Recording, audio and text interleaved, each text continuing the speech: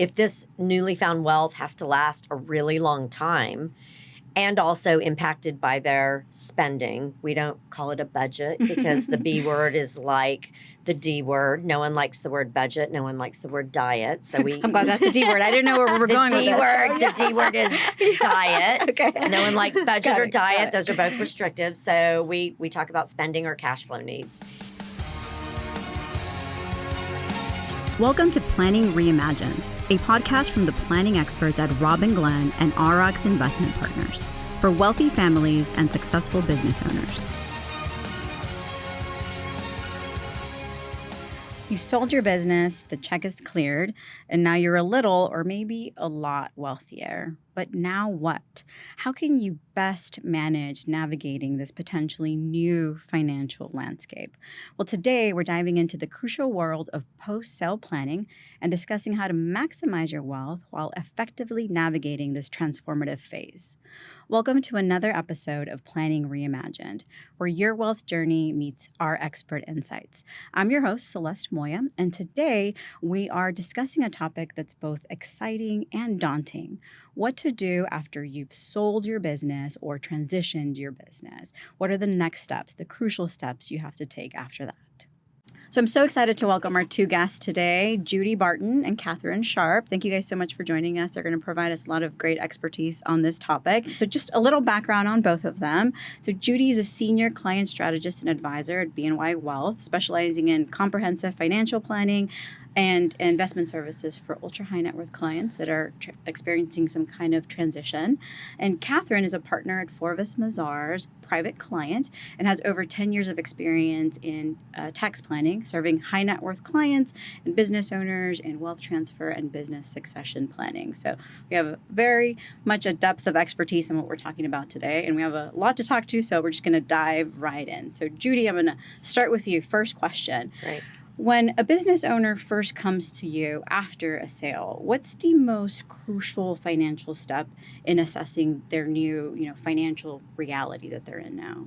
Yes. First, thank you so much for having me. I appreciate being part of today's conversation. Your question is really important. The first thing I recommend is that they stop and take a breath. Just pause.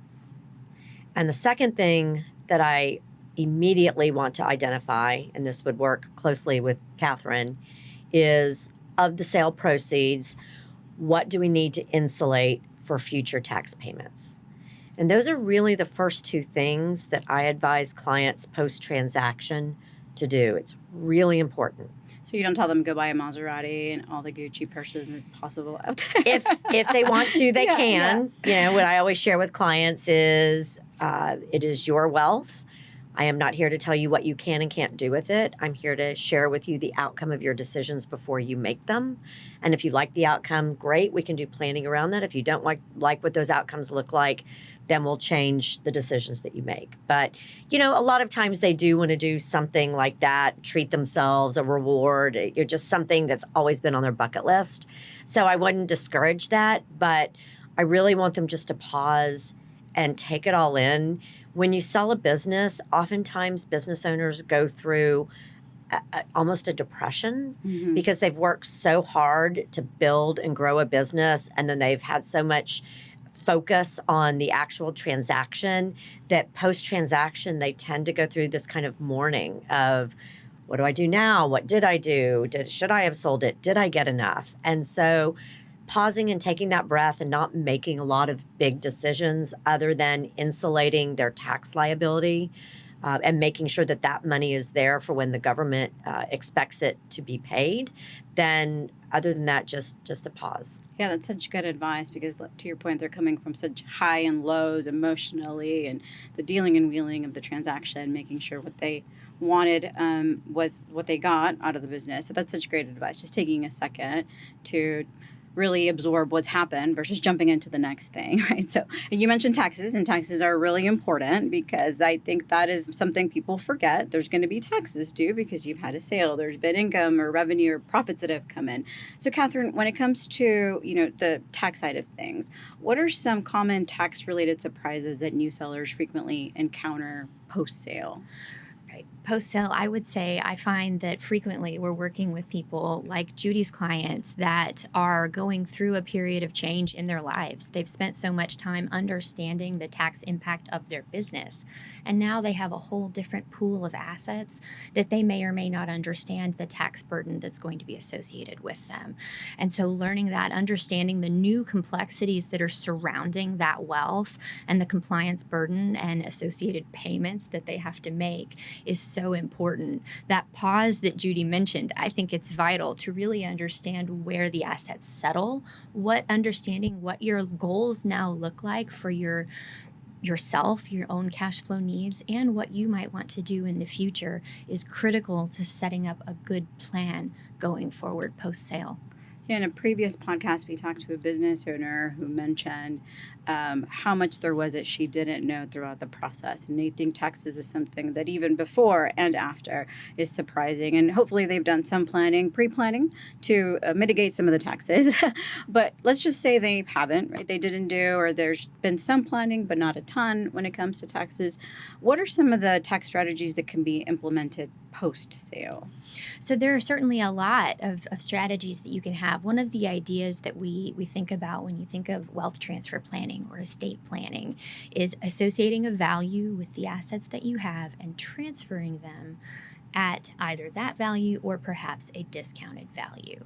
So when you think about discounting a value, you're transferring more assets out of your estate. And using less of your exemption and potentially paying less tax. There are a number of vehicles that you can use for that. There are family limited partnerships. There are innumerable trusts that you can use to set up your family for success. And then other strategies that you can do now that you have a lot of wealth available. There is an income tax impact for charitable giving. Mm-hmm. Giving to charity up to 50% of your income for the year can be sheltered via a charitable deduction. And that can be very meaningful for people that have come into wealth and perhaps not donated as much as they feel like they wanted to over the course of their lives. Or sometimes, because we've talked about this throughout, it's maybe you weren't as charitable or you're not as charitable, but it helps you from a tax perspective, right? It's great to be charitable. We're not trying to say don't, but sometimes it's also just savvy planning, financial planning. So clearly there's the emotional side of having this new wealth come in, and there's the tax planning side. There's a lot of moving parts. Throughout the series, we've also talked about having an advisory board of professionals. And I think this once again reiterates that, in that you have the financial planning background, you have the tax planning background. These are all things that business owners are just not aware of. So once again, just reiterating having those right professionals around you.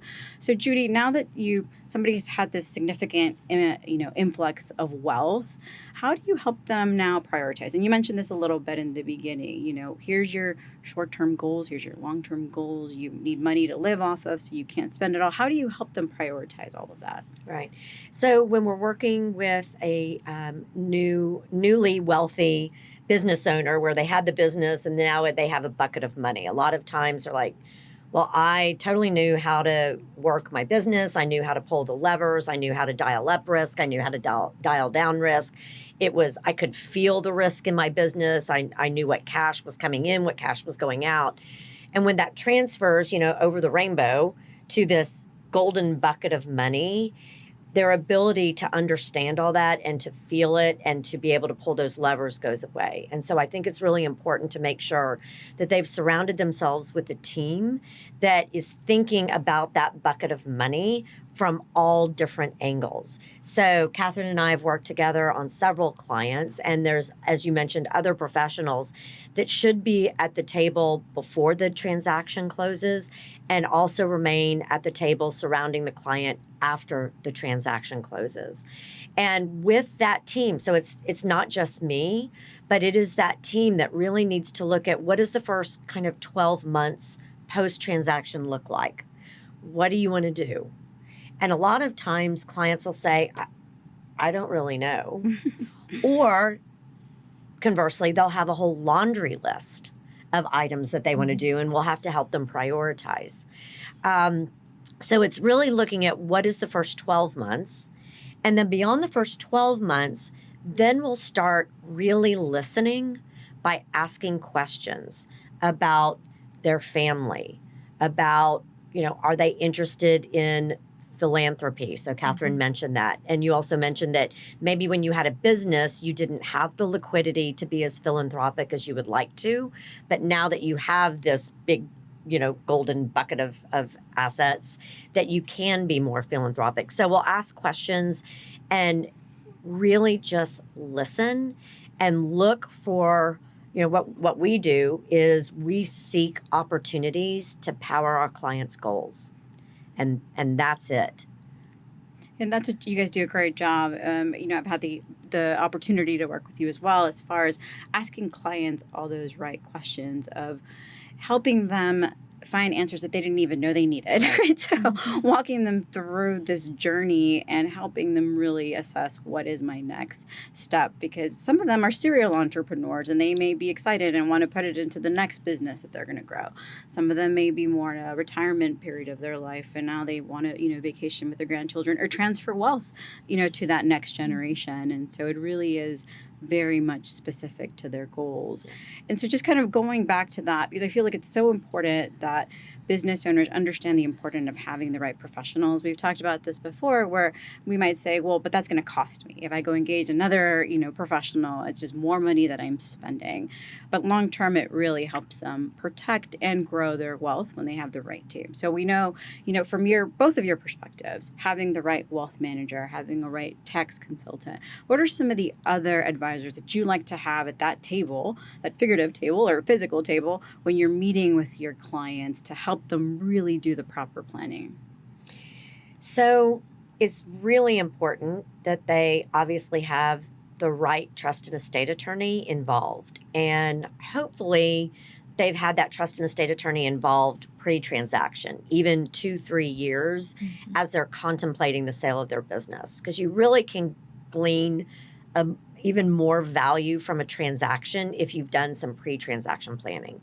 But we're here to talk about after the transaction. So your trust and estate attorney, your life insurance consultant, like obviously Celeste, you're a really key part of that.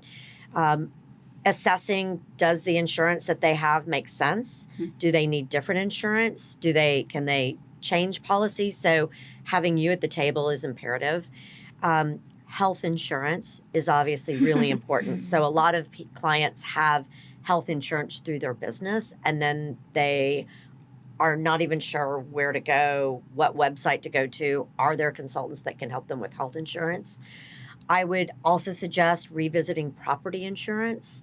So I think people tend to only think about property insurance in terms of their home, their car.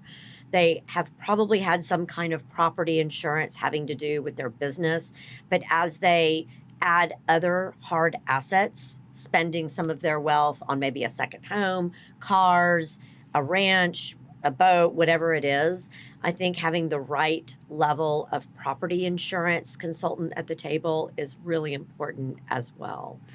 Yeah, it's funny that you mentioned health insurance. We were just meeting with a client like a week and a half ago. He's an attorney getting ready to retire, and he has his checklist. He is prepared to say, here's all the things that I'm going to do after. Here's all the things I need. And when we were sitting with other advisors, and when the topic of healthcare came up, he's like, I didn't even think about that. That's just something I've always had through the firm. I'm selling the firm. How do I even get coverage for me? I'm just an individual. Yeah. And so, it's once again, all of those little things that they don't think of. Katherine, I don't know if there's any other advisors or other things that you are important for them to keep in mind. So Judy mentioned a lot of the very important members. I would say that another consideration, in addition to a trust and estate attorney, is general counsel that can assist with contracts. Perhaps there was an attorney involved when the transaction was occurring. They can normally stay on and assist with any other additional contracts or needs that the seller may have. But I would also add that an important member of that team is the seller, the business owner. Their input and advice and the ability to ask those questions and really listen to their needs, understanding that the birth of a child or the divorce of someone in their family tree is important to their planning, because those things do impact your long-term goals, and you want to make sure that your family now and in the future is set up for success. And goals could transition even during the sales process. Absolutely. We have so many stories, but we had a family that was selling a family business. In the beginning, the two siblings really got along. By the end, after post-sale, they really didn't. And so there was other objectives that they were looking at, post-sale. So all great advice as far as who you need to have at the table. The important thing to remember is have that team around you, because they're going to think of the things that you're just not thinking of. It's not your specialty, and it is their specialty. So we've talked about, kind of the foundation of what do you do right after. But now you have this money and you need to protect it, right? So what is the next step in that financial journey? And so Judy, I know this is, really your area of expertise is managing that wealth. How does a business sale typically shift somebody's investment strategy? And what are some of the key factors that you want them to consider when they're developing or when you're helping them develop this new plan? Yeah. The investment strategy definitely shifts pre-sale versus post-sale. Pre-sale, oftentimes whatever liquidity a business owner has is much more conservative in its investment structure to offset the risk that just is inherently built into owning a business. So you almost have a barbell. I've got my business over here. It's more risky.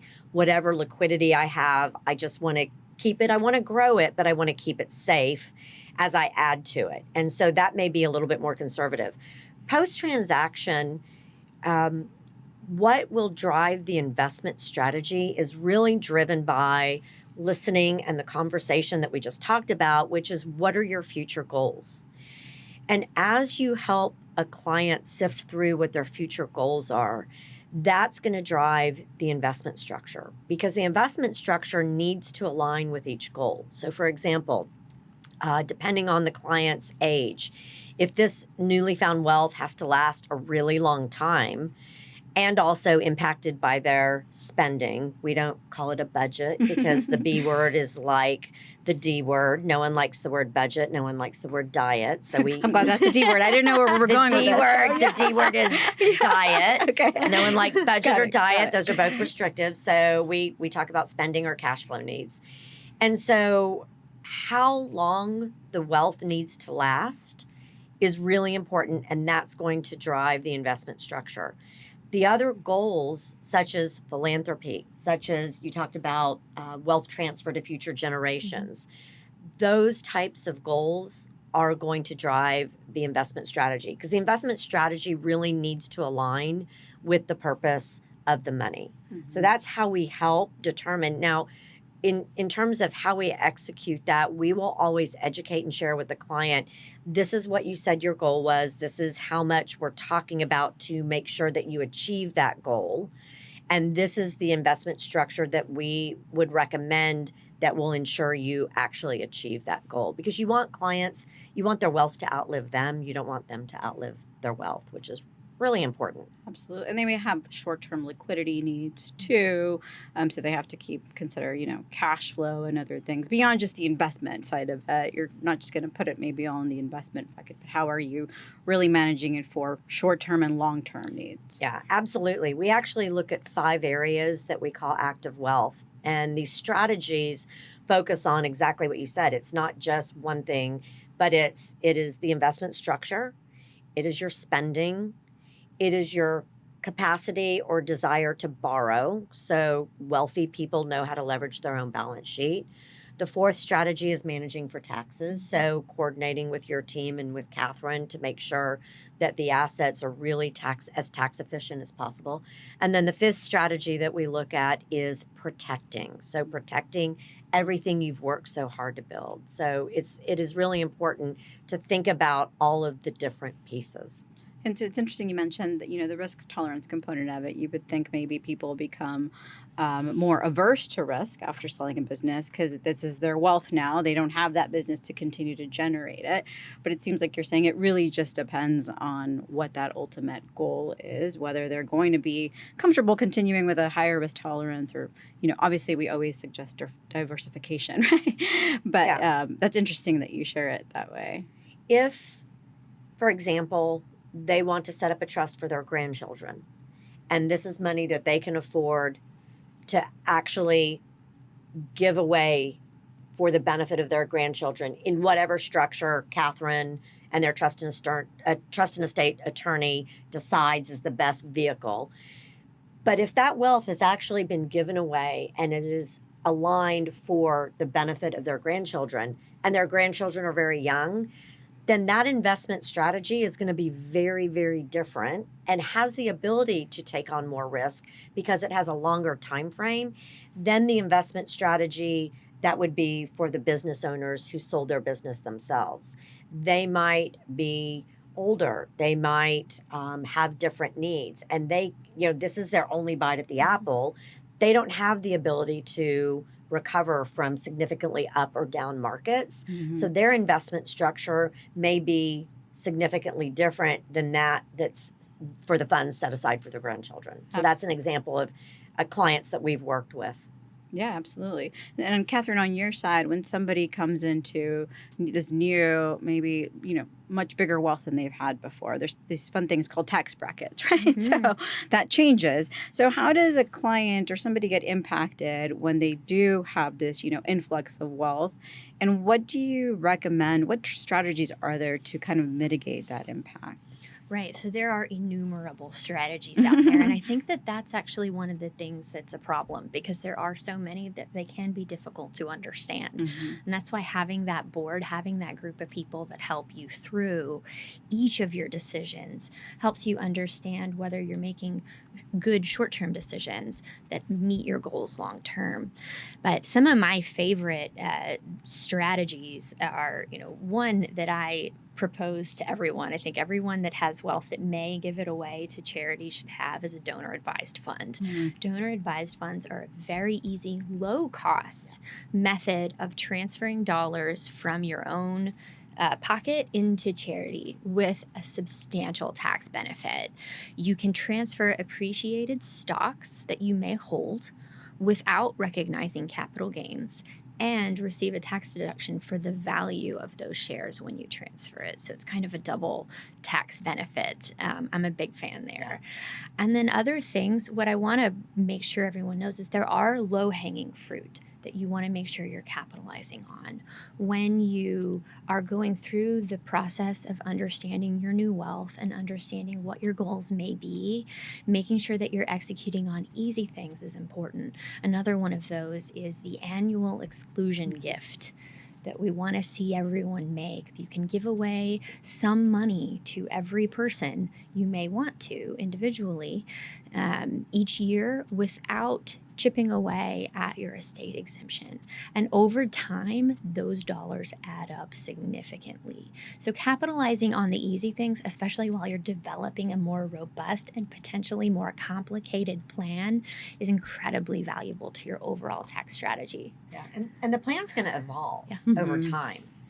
I mean, you are not going to have the plan immediately formulated after you sell the business. I mean, we've seen this, the three of us have seen this with clients that we've worked on together. It evolves over time.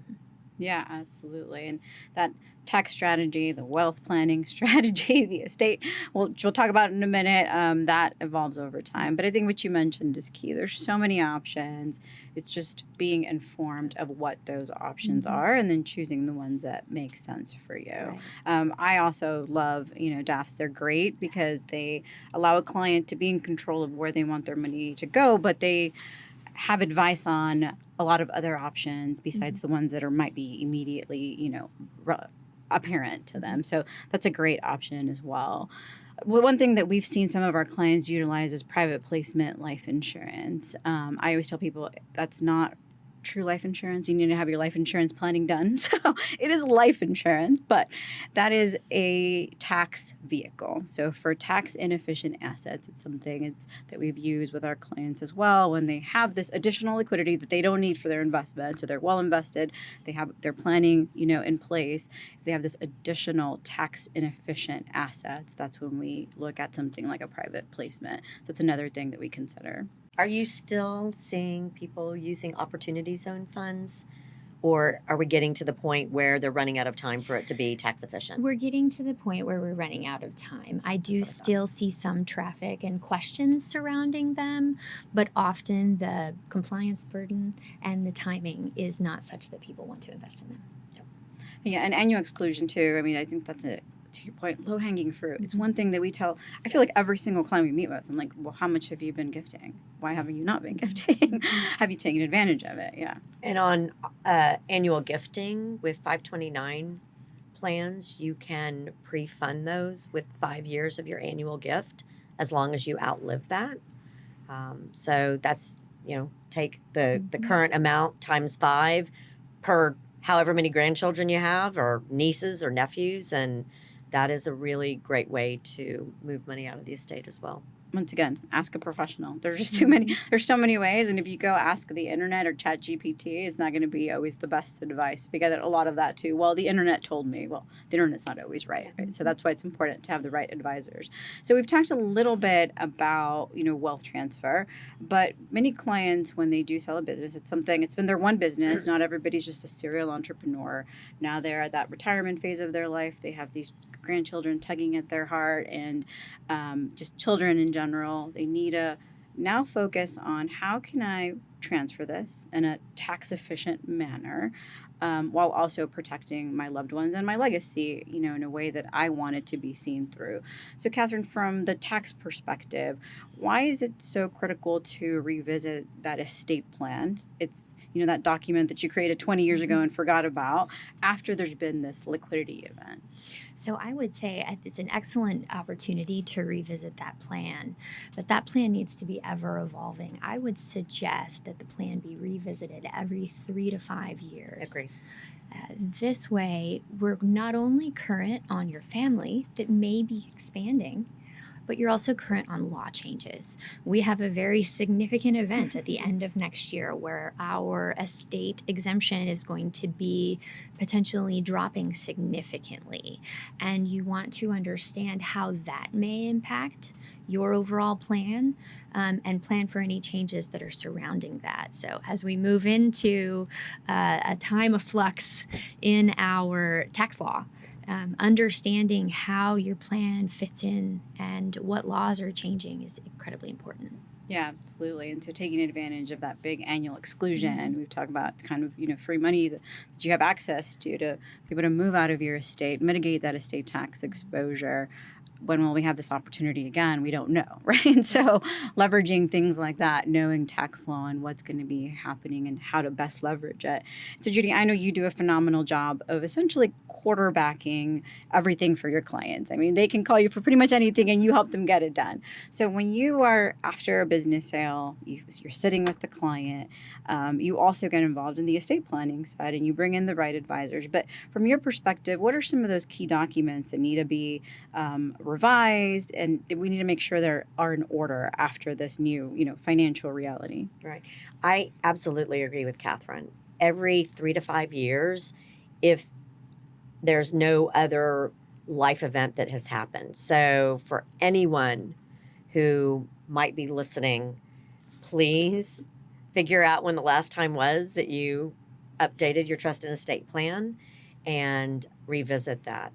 I think the documents that are always important are in that plan, figure out who you have named as key individuals. Sometimes those individuals have passed away. Maybe they've aged out of their ability to fulfill the role and responsibility that you named them for. So I am not an attorney. I don't give legal advice. But a lot of times we're just sitting and listening and involved in those conversations with a client's team around them. And there has to be conversation and consideration about who can represent me and how can my voice be heard when I may not be able to use my own voice? Mm-hmm. And that's a lot of times how I help people transition the thought of like, I don't want to do this plan. I don't want to name someone. That means I'm going to die. And it's not that. It's really how are you remaining relevant and how can you still be heard in the instance that you might not be able to use your own voice? So I would say any document associated with the entire plan. The other thing is there may be parts of the plan, and actually Katherine and I have a client together that we're working on where when properties sell that are in entities, those entities need to be collapsed. So really revisiting any type of documents that had to do with the business sale or assets tied to the business sale. If there's any intrafamily loans that were associated with, okay, we'll pay that off at a late, whatever, any of those types of documents, you can't just say, well, we sold the house and so we don't need to do anything with that entity anymore. You actually have to do things with the entity. So revisiting all of those key documents. And even the language in documents changes over time, right? What attorneys are using now is very different to adjust to lifestyle versus what it was in 1980. We were working with a client who in 1980 was happily married, had 2 little boys. Fast forward now, he has created he's amassed more wealth than he ever thought he could have. He came from a very humble background. He has these 2 children who he wants to transfer his wealth, but now he's divorced, and so he's not quite as, how can I say, happy-go-lucky about marriage, and he wants to make sure to protect his son's assets from a future marriage.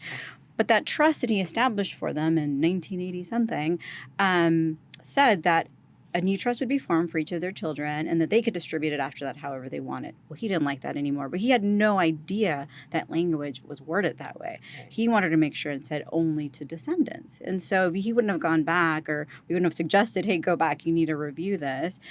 He wouldn't have known that that's how it was set up. So even, I know we talked about slats before here too, where it's like in a divorce, things can really go sour if there's slats in place, but now there's language that can be put into place. So it's not just about updating it, it's updating to meet whatever's relevant today because things are constantly evolving.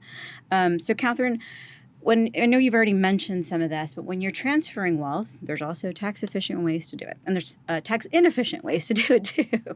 So what are some of the ways that somebody can do it in the most tax efficient manner? I know you've talked a little about charitable planning. Is there other ways that they can do that? Right. I'm going to segregate that kind of into 2 parts. There's efficient ways to transfer to your heirs, to your children, or the people that you want to bequest your dollars to, and also to charity.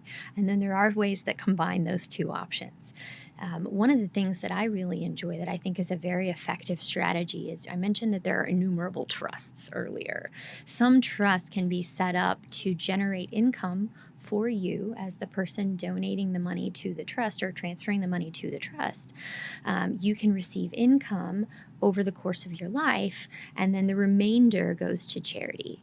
The assets grow within the trust, and the charity can get a significant benefit at the end of the day for the growth that's established there. But there's some really cool things that you can do with a trust. I had a client that used appreciated assets that weren't generating a lot of income, right? They were valuable, but they didn't pay a lot of dividends. They transferred those assets to the trust. They get a tax deduction for the estimated value at the end of the life of the trust. So they get an income tax deduction now. That's great. We love that. Now the trust can sell those assets tax-free, right? They've got this valuable asset that's not throwing off any income. Now they can repurchase assets that are generating income, more income generating items to pay the income requirement that they can now receive.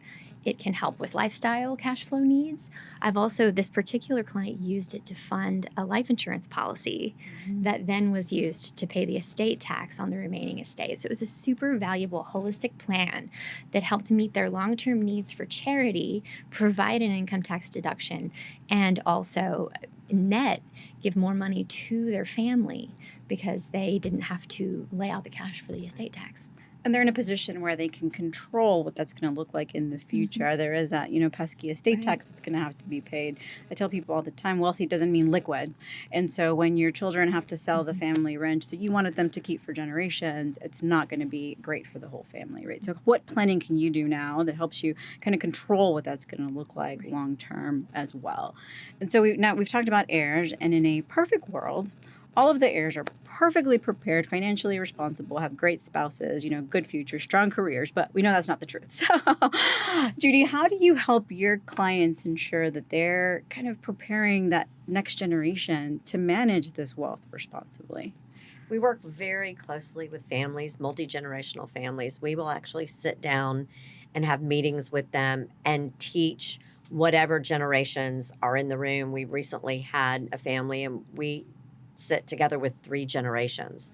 And I think it's because the 3rd generation really admires and looks up to the 1st generation. Not that they don't look up and admire their parents, but the 1st generation was the wealth creators. And I think helping some of the younger generations understand the family's values. So one thing that I would suggest and recommend is either pre-transaction or after the transaction, really helping the wealth generators, those who sold their business, helping them to articulate, or even if they don't know what it is yet, to think about what their family values are, and then to articulate that to the younger generations. And I think what we have seen is that when you communicate your family values as it relates to the wealth, this is what we did to create it, this is what we expect from it,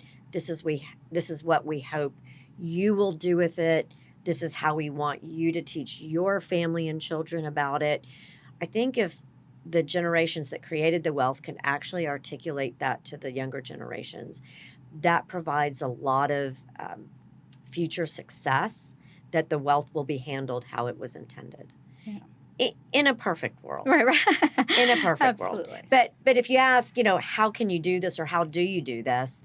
This is what we do with families. And I know everyone thinks of a wealth advisor as, did you buy me Coke or Pepsi or Home Depot or Lowe's?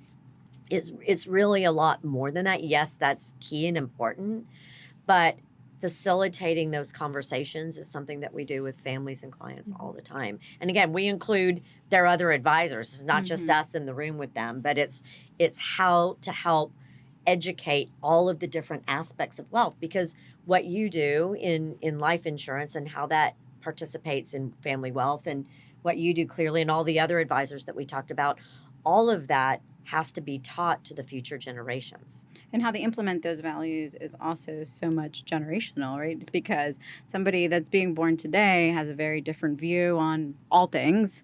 Technology changes so many things than, maybe our great-grandparents. We work with this Texas family that they're on generation 6 from the original wealth creator. But what they do that I thought is phenomenal, they do these annual family retreats. As the generations age, they teach tracks to the younger ones. So like finance and philanthropy. But whoever that oldest generation is, they come in every year to those retreats and talk about exactly that. Here's where it started. Here's why we did it this way. Here's what we've done. And here's what we would hope for you as well. Once again, you hope that they are responsible, find the right spouse, don't do silly things. But if nothing else, at least there's a sharing of it. Yeah. A mistake I see a lot of families make is, we're not going to tell our kids how much money they have or how much they're going to get. And then they inherit this wealth and are very ill prepared. Another advisor that we work with shared a story with me recently. It was 2 brothers that came into so much wealth, and their entire life they thought they were just middle class. So all of a sudden they have this wealth and have absolutely no idea what to do with it. So that's the horror story side of this, situation. There's the emotional and psychology side of wealth too that we need to keep in mind. It's really a disservice if you don't have those conversations, because when that wealth transfers and someone is blindsided by it, and it's also very similar to a business owner post-transaction. Significant levels of wealth, when you don't know about it and you don't know what to do with it, it can be paralyzing. And so when I talked about business owners post-transaction sometimes going through a depression or just not really knowing what to do, it's because they maybe haven't prepared of what to do post-transaction. And I think it's exactly the same when in what the circumstance you're talking about, when future generations haven't been prepared to take on the responsibility of that wealth. They don't even know about it.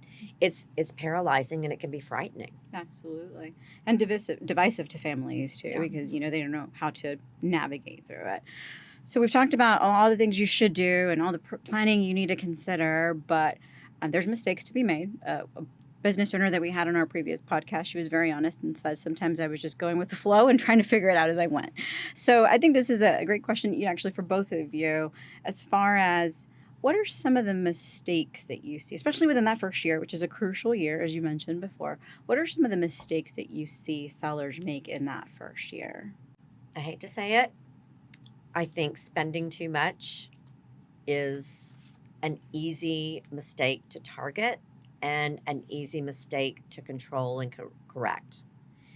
And again, it's not to say somebody shouldn't enjoy their newfound wealth. It's really important. I mean, I do this for myself. You have to reward yourself for your hard work. I mean, I do it. So, but I think going crazy and not really understanding how much you're spending relative to how much you sold your business for. Oh, yeah. And then there's that tax liability that, you forgot about.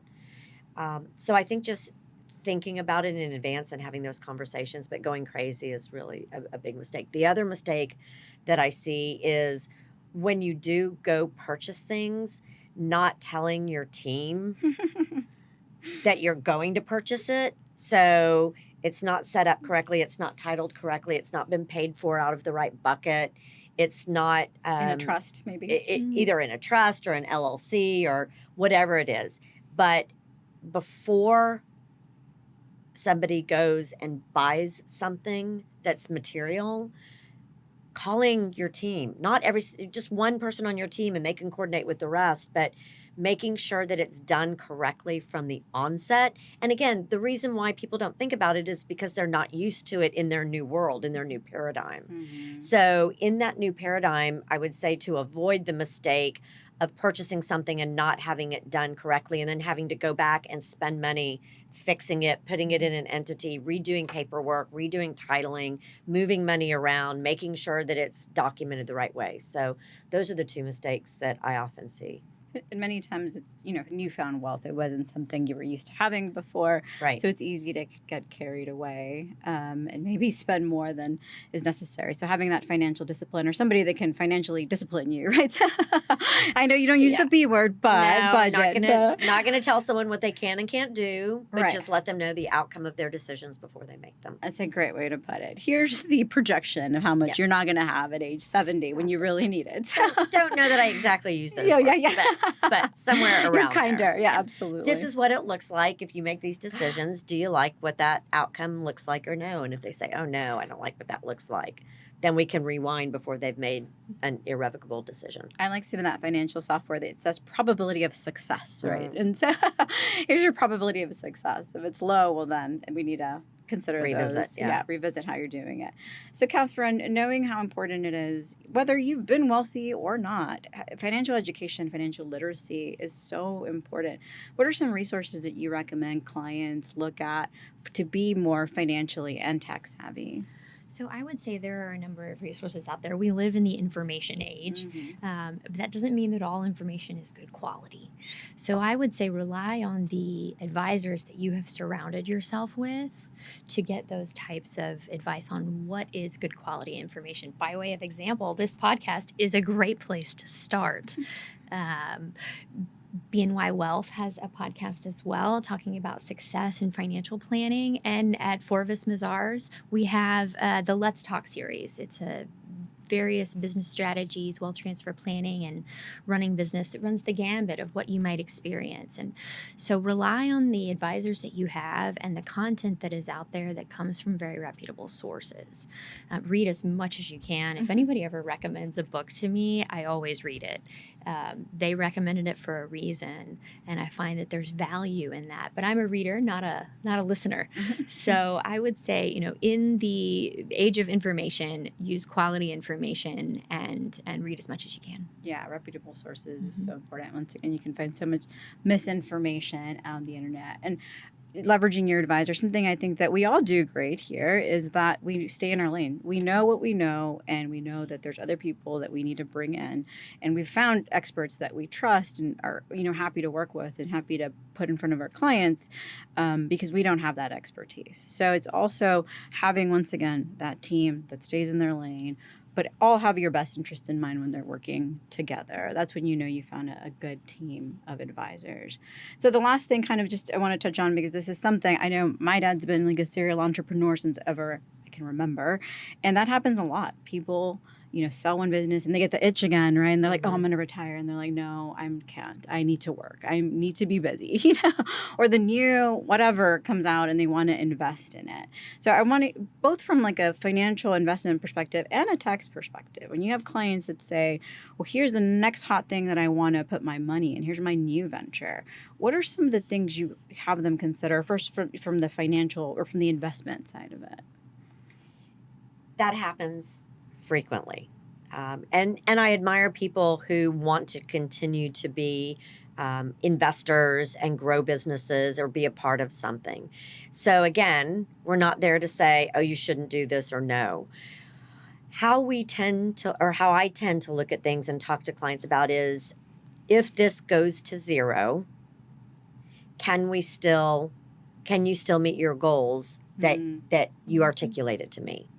So if you take this amount that you want to put into this business or start this business and it's gone, does that materially impact your life and your ability to maintain your lifestyle well until you pass away or graduate? So that's really what the litmus test is do you have the ability and the capacity to do this? And if it goes away and it's not successful, you will still be okay. It's a great way to put it. Yeah, worst case scenario, right? Doesn't work because not all businesses are successful, or startups, or the new technology, new AI that's coming out or something, right? How about from a tax perspective, Katherine? From a tax perspective, I would say this is a great test to think of. And if you think of it this way, then you also may be able to say, if this grows substantially, these are dollars that I do not need to live on. And so you can consider that pre-planning that we've talked about, or we've mentioned a couple of times. There is a lot of value that you can add or transfer if a low valued or zero valued business is placed in a trust or in a vehicle to transfer to your heirs and grows there rather than in your own estate. Something we talked about the very first part of the series was setting up your business properly. And it starts all over again, right? So if you're going to invest in something new, setting it up properly from the beginning is going to save a lot of headache, a lot of, money, taxes over time. And so it kind of starts from the beginning again, making sure it all makes sense and is set up properly. So kind of as we wrap up, any parting comments you would have for our audience as far as, business planning in this post-sale world? If there's something you want them to take away from today, the one thing you want them to take away from today. I would just reiterate the importance of the team that you surround yourself with. You took my answer. So I'm sorry, Judy. It's because it is so important, and the trust that you put in that team and the relationship that you develop with them is so crucial to your long-term success. I know Judy loves what she does. I love what I do, and helping people work towards their goals it makes me feel like my work is validated. Yeah. So I would say, surround yourself with people that you trust.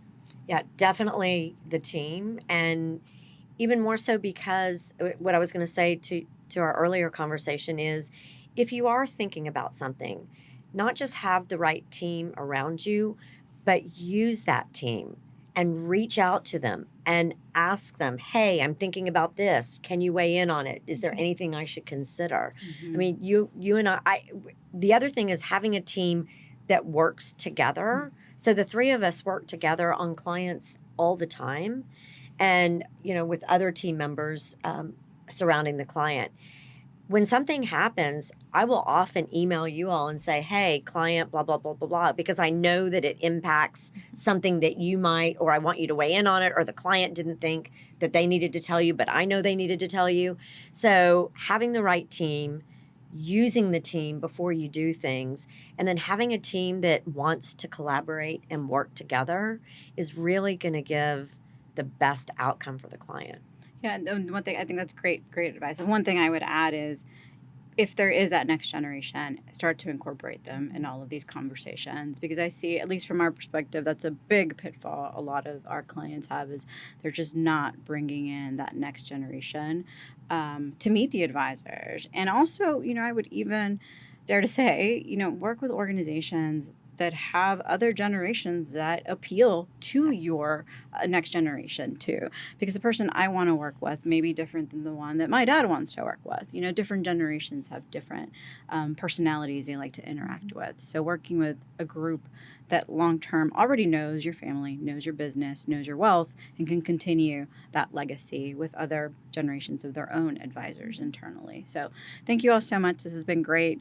What do we always say is that the best time to plan was yesterday, the next best was today. So it's important to start. It's important just to start. Find the right advisors and help them, leverage them to help you maximize your wealth. So thank you both so much for being here today. Thank you so much for having us. Thanks, Celeste. It was great to be here. For our audience that would like to connect with Judy or Katherine, we'll include their contact information in our show notes, along with other helpful links and resources. And remember, the sale of your business is just the beginning of your journey. So engage those advisors that can help you protect and maximize your wealth.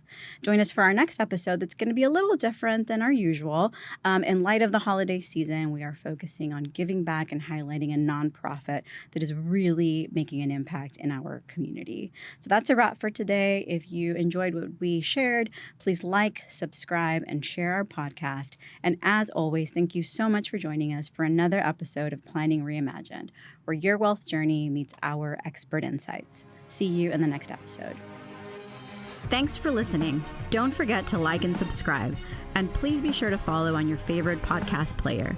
To connect with us, you can email us at hello@robinglenn.com or schedule some time with us via the link in the show notes. You can also find us on Instagram and TikTok at Hello Robin Glenn.